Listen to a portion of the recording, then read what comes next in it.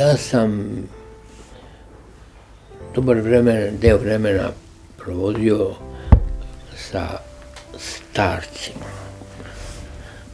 To sad kažem starcima, a to su bili mladi ljudi od svojih 60-70 godina. To je bio profesor Miloš Đurić, akademik,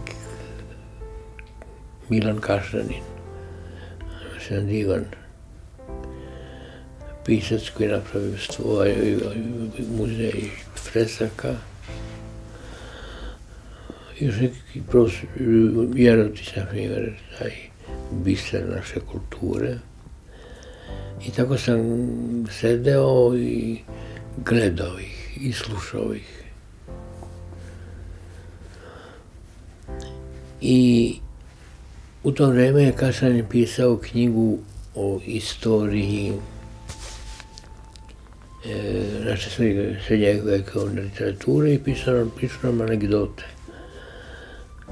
o tom kako je vladika Danilo, koji putovao diližansom u Beograd, kralju Dragutinu u posetu, šta znam.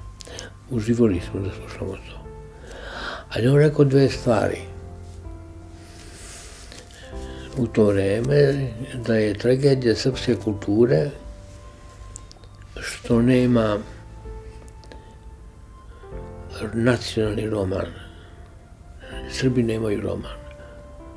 Imaju roman seobe, to piše jedan periferni Banaćanin iz perifernog kraja srpskog naroda. I ti Srbi se bore negdje na Rajni i negdje po svetu i nestaju. Imamo svetlost Hilandara, ona je također izvan granica srpskog naroda.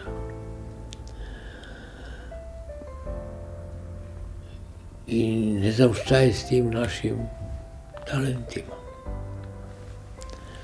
Nije prošlo 2-3 godine, iza toga Ćosić je napisao Vreme smrti i mi starci na tim našim sastancima, to je bilo u Vidinkapi, petkom i utorkom. Bili smo srećni. Ali je umeđu vremenu rekao još jednu stvar. Da je, na primjer, Teodosijev biografija Svetog Save, našto kaže njegov odlazak u manastir, vredan, najsavršeniji, najlepših srednjevekovnih romana. I da je greota da niko se nije setio da taj odsečak, na primjer, iz tog romana bude u dečjim čitankama za 4. razred osnovne škole ili negdje istorijski. I tako često puta takve slične stvari smo raspravljali, zapravo oni su raspravljali, ja sam slušao. I onda su prošle vremena, došle je bombardovanje Beograda i tu negde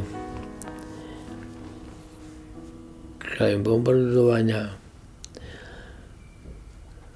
meni je došlo pamet da napravim, kad već niko neće, a ja se bavim djecom, pa sam reći gdje si psihijatar, ja napravim strip o Svetom Savi koji odlazi, koji beži zapravo u Hilandar. I napravim ja to za 1-2 dana, a inače se ne bavim literaturom. I meni se to učinilo dobro. I neki su mi kolege rekli da je interesantno. Onda sam dao u zvonce, pa sam mislio da to u nastavcima štampaju. 3 godine je bilo to u zvoncu, rekli su mi da nemaju para.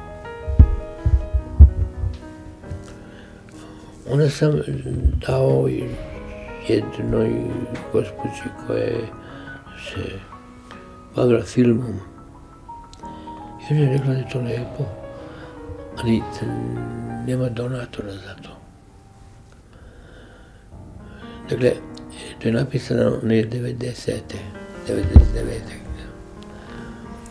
I tek sad, pre neki dan, zahvaljujući izvesnom Ivici, koji izdaje jedan časopis novi, imam divnom prijatelju Stevanu, pronašli su mi ko će da finansira strip o Svetom Savi.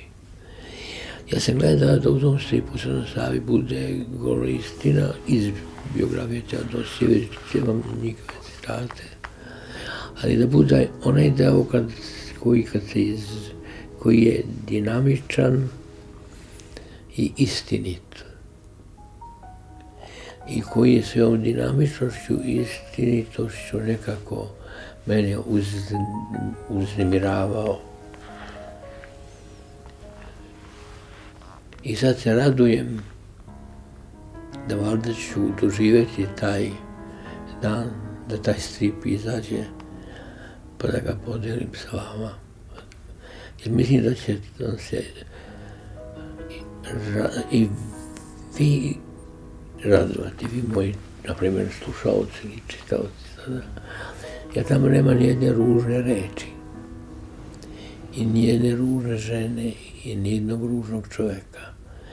Tamo je sve lepo i dramatično, kao što je naša srpska istorija lepa i dramatična.